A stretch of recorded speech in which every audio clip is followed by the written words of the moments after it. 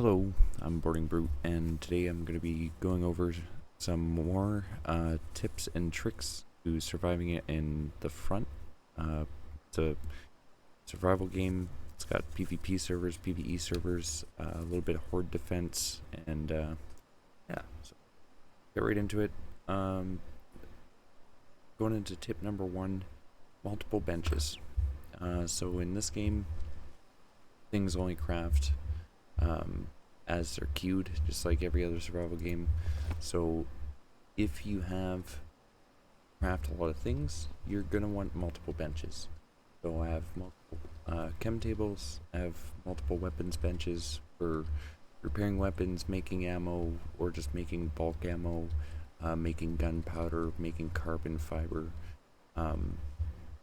It's gonna help you get through the game a lot, especially having multiple forges, but having multiple benches to have things crafting faster at once, that's super important. So that's tip number one. Tip number two, whenever you're getting out and you're using your helicopter and you're doing some power farming in the later tiers of the game, you're going to be bringing back a lot of resources and a lot of blueprints. So one of the things I like to recommend is having drop-off boxes located right next to your doors. As long as you clean them out frequently, they're pretty handy. Say if you want to just go out and do a couple of farming runs before your combat time starts, when it starts in 13 hours. But have some drop-off boxes. That way you can go out and farm, bring the stuff back, drop it off quick, empty your inventory, and get right back out to farming. Then later on, when you're in the mood to craft everything and smelt everything, you can just shuffle everything down into your base and put it away as it goes. Tip number three, this is probably a big one, especially if you're playing on the PvP servers, but even if you're playing on the PvE servers and you're going down to the higher tier areas to loot, don't ever just rely on one weapon. Keep a box or two with pre-crafted weapons and ammunition, your vehicles, keep that all in one place kind of deal. On the PvP server, there's a little bit more to it, but definitely have multiple weapons crafted up, because you might die, lose that weapon, but you need to be able to grab another one right on the go, not wait for it to craft.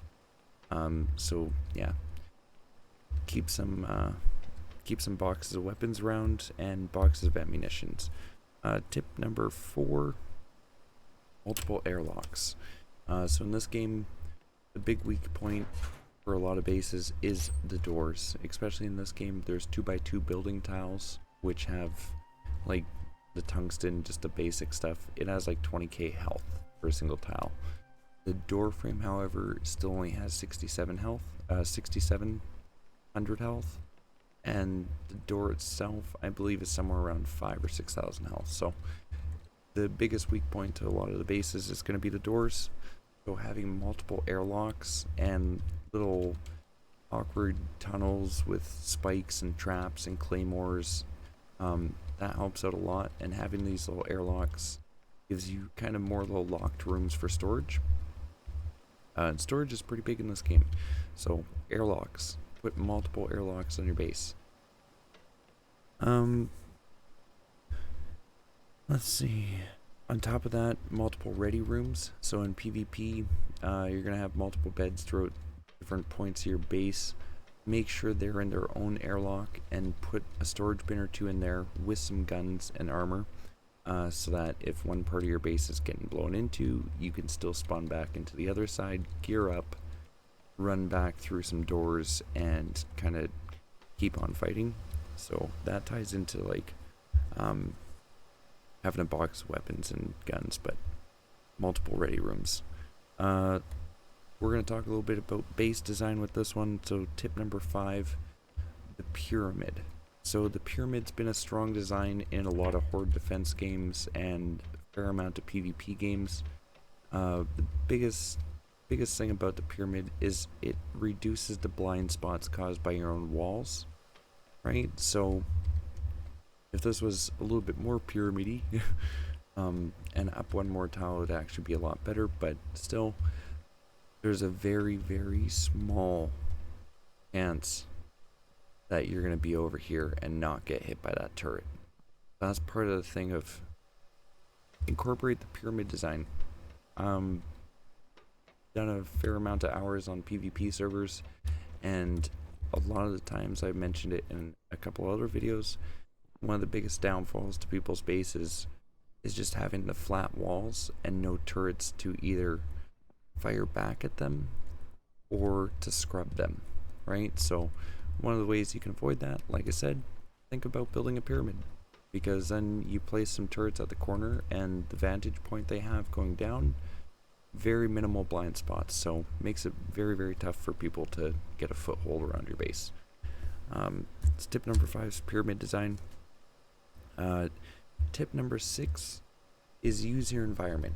So in a lot of PvP games, there's a limitation to what you can be attacked with. In the front, it's a limitation to either land or air. I know that's a big variable. However, the SAM turrets work very, very well. The SAM turrets work very, very well, and same with the anti-tank guns, so utilize them. If you can find a place on the map that limits the land access for tanks, you're taking something out of play, right? The rounds, they have the ability to travel very, very long distances, so we're still sitting in a pretty open spot here, which is kind of one of the bigger reasons why you should have multiple layers on your walls. Have tungsten barriers down below, like placed low into the ground, kind of barricading around your foundations, and then start your pyramid design maybe like one wall tile up the top edge of the tungsten barrier. That would be a solid design. Tungsten barriers, when they're blueprinted, we got this legendary one here. When they're blueprinted, they have an extraordinary amount of health. This one's got 127,000 health. So, yeah, definitely worth it to make blueprinted stuff, but very, very much worth it to think about the pyramid design. And big, big brain move is try and play off the environment. So one of the things about this particular base location, we have a low-lying rock cliff just to the right, which I'm actually going to be building up a whole turret barrage on. That's pretty handy. We have one runway of land coming up to the front doors. That's pretty handy. It's pretty narrow. We can have a lot of tank guns on it. It's pretty solid. The last thing you want to really be doing is either A, being built down below a mountain so someone can just sit up above your base, use the cliff as a blind, and rail down rockets. And the other thing is having access from land in a 360. That's a very difficult thing to try and protect against, especially with the limitation of like how much power you're going to want to run for all the turrets and how far out you're going to want to place them.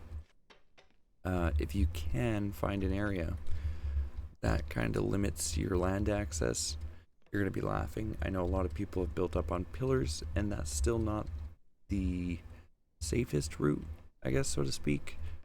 But try it out, try everything out. I always recommend try everything and anything, and in some cases things work really well, and in some cases it was a learning experience. But yeah, that's my 6 tips. If you have enjoyed the content or you checked out some of the other videos and you're liking the information we're giving out, please like and subscribe to keep up to date with the channel. And yeah, we'll try to bring you some more information on some games in the future. Bye for now.